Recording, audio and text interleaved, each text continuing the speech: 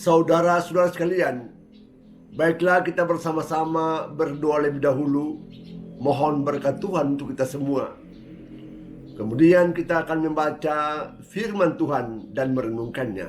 Marilah berdoa. Dalam nama Bapa dan Putra dan Roh Kudus. Amin. Bapa yang Maha Kasih, kami datang kepadamu, bersujud di hadapanmu, karena Engkau adalah Bapa yang penuh kasih, yang senantiasa mencintai kami. Karena Engkau adalah Bapa yang baik, yang senantiasa mendatangkan keselamatan untuk kami semua yang mencari Engkau. Kami percaya bahwa Engkau juga senantiasa menuntun kami, mendampingi kami, bahkan juga memberkati kami. Bantulah kami supaya kami juga senantiasa melakukan perbuatan-perbuatan baik, mencontohi cara hidup Yesus yang selalu taat kepada Engkau, yang mau berbuat yang terbaik juga untuk kepentingan kami, untuk keselamatan kami. Doronglah kami supaya kami juga tetap setia pada Engkau, melakukan yang terbaik seturut kehendak-Mu, demi Kristus Tuhan dan pengantara kami. Amin. Dalam nama Bapa dan Putra dan Roh Kudus. Amin. Saudara sekalian, marilah kita membacakan firman Tuhan dan kemudian merenungkannya. Firman Tuhan diambil dari Injil tulisan Lukas, bab 1 ayat 1 sampai 4, dilanjutkan dengan bab keempat ayat 14 sampai 21. Isinya sebagai berikut. Theophilus yang mulia, banyak orang telah berusaha menyusun suatu berita tentang peristiwa-peristiwa yang telah terjadi antara kita, seperti yang disampaikan kepada kita oleh saudara-saudara yang dari semula adalah saksi mata dan pelayan firman.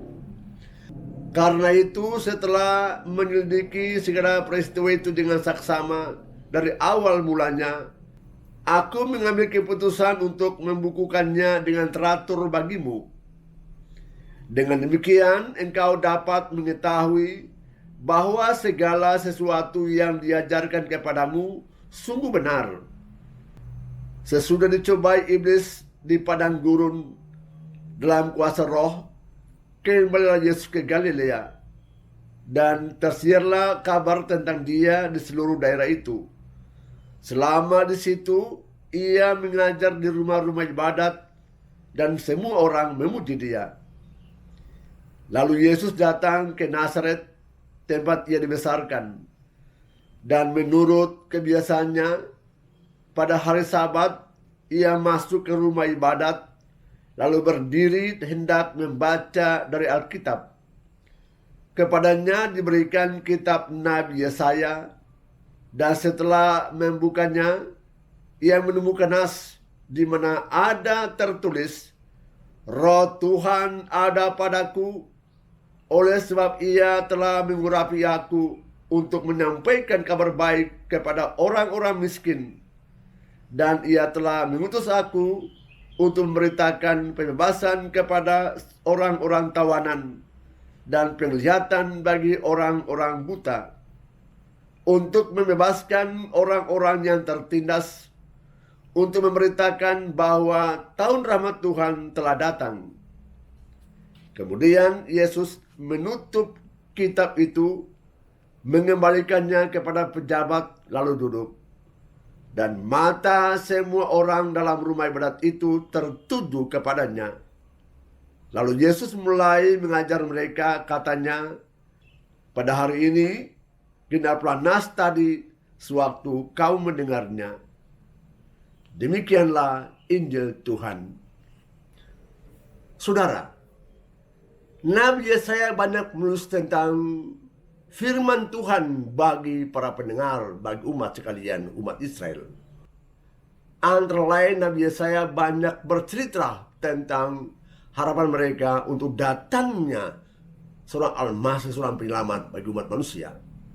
Yesaya mengatakan bahwa manusia sudah berdosa, karena itu hendaklah bertobat. Dan teristimewa dia juga menekankan bahwa Allah mencintai manusia ini. Oleh karena itu akan datanglah seorang penyelamat, seorang penebus yang datang ke dunia ini untuk menyelamatkan umat manusia seluruhnya tanpa pilih kasih. Ada banyak teks, tetapi kemudian satu teks yang Yesus pilih. Dia katakan, Roh Tuhan ada padaku, dan Roh Tuhan sudah mengurapi aku untuk menyampaikan kabar baik kepada orang miskin, pembebasan pada orang tawanan dan yang tertindas, dan penglihatan kepada orang yang buta. Bahkan tahun rahmat Tuhan terjadi untuk semua orang, semua umat manusia. Saudara, siapa itu Al-Masih? Siapa itu penyelamat? Siapa yang Allah utus ke dunia ini untuk menyelamatkan umat manusia seantero? Saudara sekalian, tanpa disadari, sebetulnya Yesus sendiri sudah mengatakan, siapakah aku ini? Akulah Al-Masih. Akulah penyelamat dunia itu. Akulah yang manusia tunggu itu. Tapi hal ini belum dia katakan kepada umat manusia. Dia cuma mengatakan, Roh Tuhan ada padaku, dan kini aku diurapi oleh Dia untuk dunia ini. Roh Tuhan ada padaku. Roh Tuhan sudah mengurapi aku untuk dunia ini. Aku akan buat apa? Aku memerintahkan kabar baik bagi para orang miskin. Kabar baik kepada orang miskin. Apa maksudnya? Orang-orang miskin itu memang susah. Tuhan tahu bahwa orang miskin itu memang susah hidupnya. Mereka juga tertekan karena kurang material. Orang miskin itu terganggu batinnya. Kadang-kadang mereka juga rasa tidak aman. Mereka merasa diri bahwa tidak sejahtera seperti orang-orang lain. Seperti orang-orang lain yang kaya raya itu. Mereka bekerja dan bekerja, tapi hidupnya itu hanya pas-pasan. Bangun pagi, mulai pikir lagi mesti buat apa lagi untuk nafkah hari ini. Anak-anak sekolah, mana biaya untuk mereka itu? Kalau anak sakit, mana biaya untuk bisa menyembuhkan mereka? Rumah sakit mahal. Tentu Tuhan tahu kegelisahan batin mereka. Tuhan tahu derita mereka. Tuhan tahu kesulitan mereka. Tetapi Dia mengatakan begini, aku menyampaikan kabar baik kepada orang miskin. Karena apa? Orang miskin meskipun dia susah semacam begitu, yang penting jangan mencuri untuk memperkayaan dirimu. Yang penting jangan merampok. Yang penting jangan mengacaukan orang lain. Yang penting jangan banyak mengeluh. Bekerja terus menerus dengan hati yang lapang, hati bersih. Kalau Anda orang miskin, tidak berbuat jahat, Allah berkati engkau. Kenapa? Tuhan menggunakan orang miskin itu untuk mengkritik orang kaya yang hatinya beku, yang hatinya melekat pada harta benda. Kehadiran orang miskin itu merupakan satu undangan kepada orang kaya. Bukalah pintu hatimu. Bukalah apa yang kau miliki.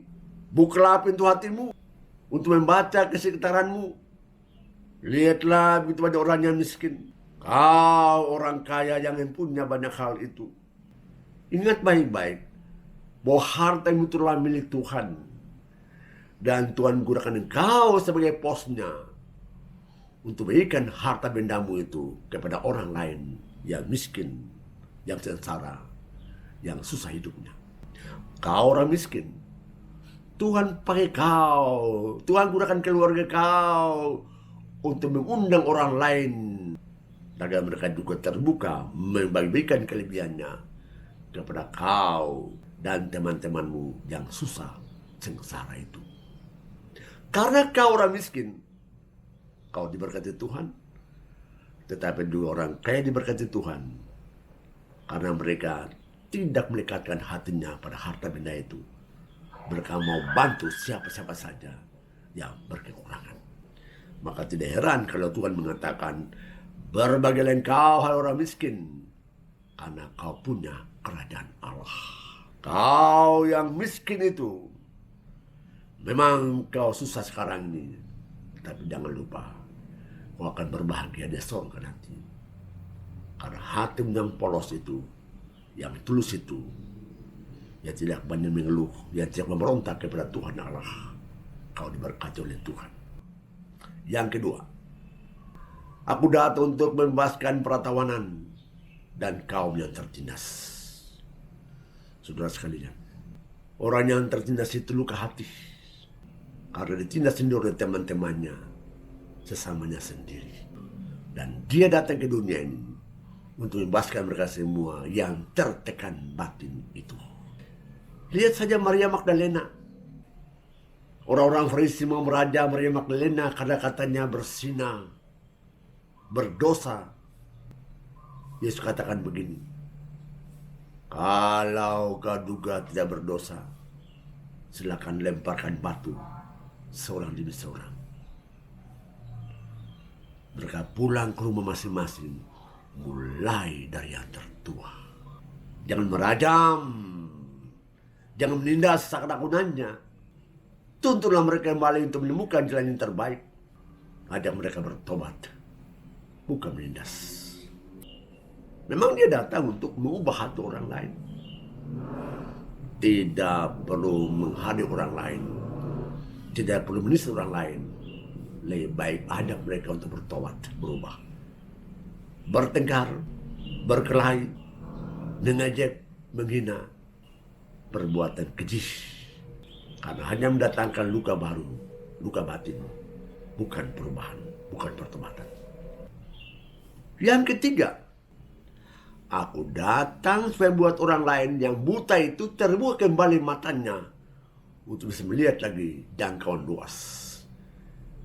Daripada sekarang, kau sungguh sengsara karena matamu tidak mampu tuntun engkau melihat yang terbaik yang Tuhan ciptakan bagi dunia ini, bagi manusia seantero.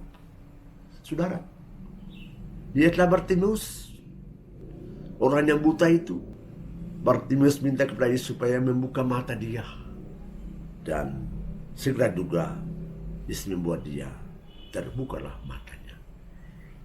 Penyembuhan terjadi karena belas kasihan Tuhan bagi Bartimeus dan semua orang buta. Dia mau tolong supaya melihat kembali cakrawala baru yang tinggal sekeliling kaum buta itu.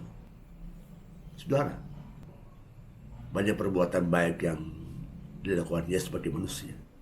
Orang sakit dia sembuhkan. Maka benarlah firman Tuhan, aku datang supaya semua orang mengalami rahmat Allah yang Tuhan curahkan secara cuma-cuma kepada orang-orang yang percaya kepadanya. Saudara sekalian, Yesus mengajar dengan penuh wibawa. Perbuatan-perbuatan baik dilakukannya, maka semua mata tertuju kepadanya. Karena mereka tahu orang ini luar biasa, yang datang dari Allah untuk manusia, siapa saja yang mencintainya dan yang percaya pada kuasanya.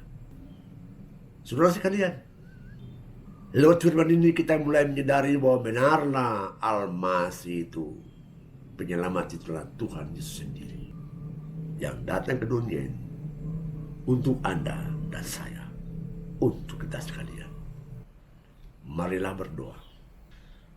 Tuhan Bapa yang kudus, kami percaya pada kasih-Mu.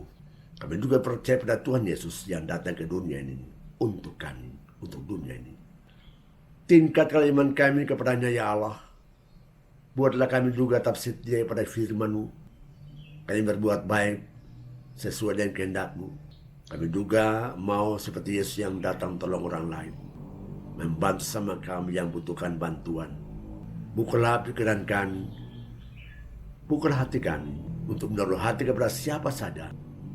Mereka juga lah hamba-hamba-Mu, tetapi juga sesama kami. Kiranya hati kami mencair karena cinta kasih-Mu yang ada pada hati kami.